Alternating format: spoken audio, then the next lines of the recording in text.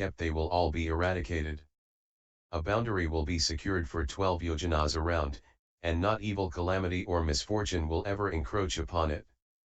Therefore, the Thus Come One proclaims this mantra to be one which will protect all cultivators of the future who have just begun to study, so that they can enter samadhi, be peaceful in body and mind, and attain great tranquility. Even less will any demon, ghost, or spirit, or any enemy, calamity, or misfortune do from former lives that reach back to beginningless time, or any old karma or past debts come to vex and harm them. As to you and everyone in the assembly who is still studying, and as to cultivators of the future who rely on my platform and hold the precepts in accord with the Dharma, who received the precepts from pure members of the Sangha, and who hold this mantra hard without giving rise to doubts, should such good men as these not comprehend their minds in that very body, then the thus come ones of the 10 directions have lied. When he finished this explanation, measureless hundreds of thousands of Vajra power knights in the assembly came before the Buddha, placed their palms together, bowed, and said to the Buddha, with sincere minds we will protect those who cultivate Bodhi in this way, according to what the Buddha has said. Then the Brahma king, the god Shakra, and the 4 great heavenly kings all came before the Buddha, made obeisance together, and said to the Buddha, if indeed there are good men who cultivate and study in this way, we will do all we can to earnestly protect them and cause everything to be as they would wish throughout their entire lives. Moreover, measureless great Yaksha generals, Rakshasa kings, Putana kings, Kumbhanda kings, Pishacha kings, Vinayak, the great ghost kings, and all the ghost commanders came before the Buddha, put their palms together, and made obeisance. We also have vowed to protect these people and cause their resolve for Bodhi to be quickly perfected. Further, measureless numbers of gods of the sun and moon, lords of the rain, lords of the clouds, lords of the thunder, lords of lightning who patrol throughout the year, and all the retinues of stars which were also in the assembly bowed at the Buddha's feet and said to the Buddha, we also protect all cultivators, so that their way places are peaceful and they can attain fearlessness. Moreover, measureless numbers of mountain spirits, sea spirits, and all those of the earth, the myriad creatures and entities of water, land, and the air, as well as the king of wind spirits and the gods of the formless heavens, came before the Thus Come One, bowed their heads, and said to the Buddha, we also will protect these cultivators until they attain Bodhi and will never let any demons have their way with them. Then Vajra treasury king Bodhisattvas in the great assembly, numbering as many as 84,000 nayotas of kodas worth of sand grains in the Ganges, arose from their seats, bowed at the Buddha's feet, and said to the Buddha, world-honored one, the nature of our deeds in cultivation is such that, although we have long since accomplished Bodhi, we do not grasp at nirvana, but always accompany those who hold this mantra, rescuing and protecting those in the final age who cultivate samadhi properly. World-honored one, such people as this, who cultivate their minds and seek proper concentration, whether in the way place or walking about, and even such people who with scattered minds roam and amuse themselves in the villages, will be accomplished and protected by us and our retinue of followers. Although the demon kings and the gods of great comfort will seek to get at them, they will never be able to do so. The smaller ghosts will have to stay 10 yojanas distance from these good people, except for those beings who have decided they want to cultivate dhyana. World-honored one, if such evil demons or their retinues want to harm or disturb these good people, we will smash their heads to smithereens with our Vajra pestles. We will always help these people to accomplish what they want. Then Ananda arose from his seat, bowed at the Buddha's feet, and said to the Buddha, now that we who are dull and slow, who are fond of erudition but have not sought to stop the outflows of our minds, have received the Buddha's compassionate instructions and have attained the proper means to become infused with cultivation, we experience joy in body and mind and obtain tremendous benefit.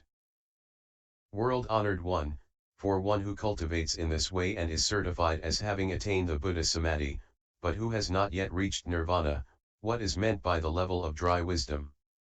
What are the 44 minds? What is the sequence in which one cultivates to reach one's goal? What place must one reach to be said to have entered the grounds? And what is meant by a bodhisattva of equal enlightenment? Having said this, he made a full prostration, and then the great assembly single-mindedly awaited the sound of the Buddha's compassionate voice as they gazed up unblinkingly with respectful admiration. At that time the world-honored one praised Ananda, saying, good indeed, that for the sake of the entire great assembly and those beings in the final age who cultivate samadhi and seek the great vehicle, you ask to have the unsurpassed proper path of cultivation that takes one from the level of an ordinary person to final parinirvana explained and revealed. Listen attentively, and I will speak about it for you. Ananda and everyone in the assembly placed their palms together, cleansed their minds, and silently waited to receive the teaching. The Buddha said, Ananda, you should know that the wonderful nature is perfect and bright, apart from all names and attributes. Basically there is no world, nor are there any beings. Because of falseness, phenomena come into being. Because phenomena come into being, they also cease to be. Even the terms coming into being and ceasing to be are false. When the false ceases to be, that is known as truth. This is called the thus come one's unsurpassed bodhi and great nirvana. These names refer to two kinds of turning around. Ananda, you now wish to cultivate true samadhi and arrive directly at the thus come one's parinirvana. First, you should recognize the two upside-down causes of living beings and the world. The non-arising of upside-downness is the thus come one's true samadhi. Ananda, what is meant by the upside-downness of beings? Ananda, our nature endows the mind with understanding because the nature itself is the perfection of understanding. By adding understanding, another nature comes into being, and from that false nature, views arise. From absolute nothingness comes ultimate existence. All that exists comes about in that way. The cause is not an actual cause. Subjective reliance on objective appearances is basically groundless. Thus, the very basis for the existence of the world and beings is fundamentally unreliable. Confusion about one's basic, perfect understanding results in the arising of falseness. Falseness itself is devoid of substance, it is not something which can be relied upon. One may wish to return to the truth, but that wish for the truth is already a falseness. The real nature of true suchness is not a truth that one can seek to return to. By doing so one misses the mark. What basically does not arise, what basically does not dwell, what basically is not the mind, and what basically are not dharmas come into being in turn. As they arise more and more strongly, they form the propensity to create karma. Similar karma sets up a mutual stimulus. Because of the karma thus generated, there is mutual production and mutual extinction. That is the reason for the upside-downness of beings. Ananda, what is the upside-downness of the world? All that exists and pertains to existence falsely arises in sections and shares. The world is based on that, but this cause is not an actual cause. Everything that is dependent has nothing on which it is dependent, and so it shifts and slides ceaselessly. Because of this, the world of the three periods of time and four directions come into being. Their union and interaction bring about changes which result in the 12 categories of beings. That is why, in this world, movement brings about sounds, sounds bring about forms, forms bring about smells, smells bring about contact, contact brings about tastes, and tastes brings about awareness of dharmas. The random false thinking resulting from those 6 creates karma, and this continuous revolving becomes the cause of 12 different categories. And so, in the world, sounds, smells, tastes, contact, and the like, are each transformed throughout the 12 categories to make one complete cycle. Based on that continuously revolving process involving upside-down phenomena, those born from eggs, those born from wombs, those born from moisture, and those born by transformation. Beings with form, those without form, those with thought, and those without thought, beings not totally endowed with form, those not totally lacking form, those not totally endowed with thought, and those not totally lacking thought come into being in this world. Ananda, through a continuous process of falseness, the upside-down state of movement occurs in this world. It unites with energy to become 84,000 kinds of random thoughts that either fly up or dive down. From that eggs come into being and transmigrate throughout the lands as fish, birds, amphibians, and reptiles, so that their kinds abound. Through a continuous process of defilement, the upside-down state of desire occurs in this world. It unites with stimulation to become 84,000 kinds of random thoughts that are either erect or horizontal. From that embryos in wombs come into being and transmigrate throughout the lands as human beings, animals, dragons, and immortals until their kinds abound. Through a continuous process of attachment, the upside-down state of inclination occurs in this world. It unites with warmth to become 84,000 kinds of random thoughts that are vacillating and inverted.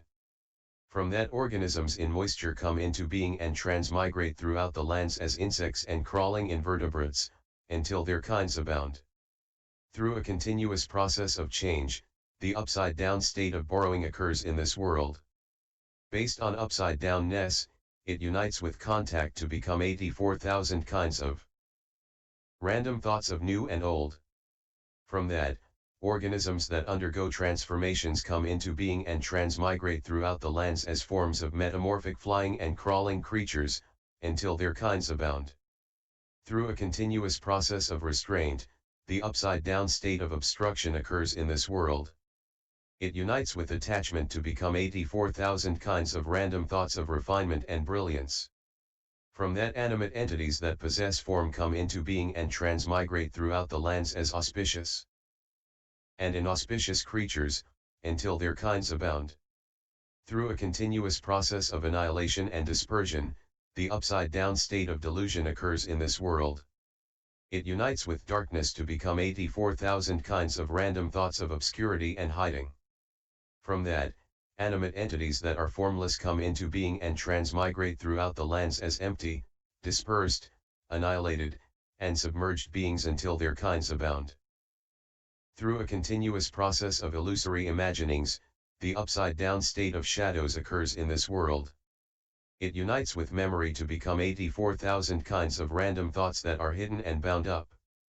From that, animate entities endowed with thought, come into being and transmigrate throughout the lands as spirits, ghosts, and devious beings, until their kinds abound. Through a continuous process of dullness and slowness, the upside-down state of stupidity occurs in this world. It unites with obstinacy to become 84,000 kinds of random thoughts that are dry and attenuated. From that, animate entities lacking thought, come into being and transmigrate throughout the lands as their vitality and spirit change into earth, wood, metal, or stone, until their kinds abound. Through a continuous process of parasitic interaction, the upside-down state of simulation occurs in this world. It unites with defilement to become 84,000 kinds of random thoughts of according and relying. From that, animate entities not actually endowed with form take on embryonic forms and transmigrate throughout the lands until their kinds abound, as jellyfish that use shrimp for eyes and the like. Through a continuous process of mutual enticement, an upside-down state of the nature occurs in this world. It unites with mantras to become 84,000 kinds of random thoughts of reckoning and summoning. From that animate entities not actually lacking form become formless beings and transmigrate throughout the lands as the hidden beings of mantras and incantations, until their kinds abound. Through a continuous process of false unity, the upside-down state of transgression occurs in this world. It unites with unlike formations to become 84,000 kinds of random thoughts of reciprocal interchange. From that animate entities not actually endowed with thought, become beings endowed with thought and transmigrate throughout the lands in such forms as a wasp that turns a different creature into its own species and the like, until their kinds abound. Through a continuous process of enmity and harm the upside-down state of killing occurs in this world. It unites with monstrosities to become 84,000 kinds of random thoughts of devouring one's father and mother. From that, animate entities not actually lacking thought become beings that lack thought and transmigrate throughout the lands, until their kinds abound in such forms as the owl which hatches its young from clods of dirt, and the poaching bird, which incubates a poisonous fruit to create its young. Whereupon the young of each eat the parents and the like, until their kinds abound. These are the 12 categories of beings. And SS010.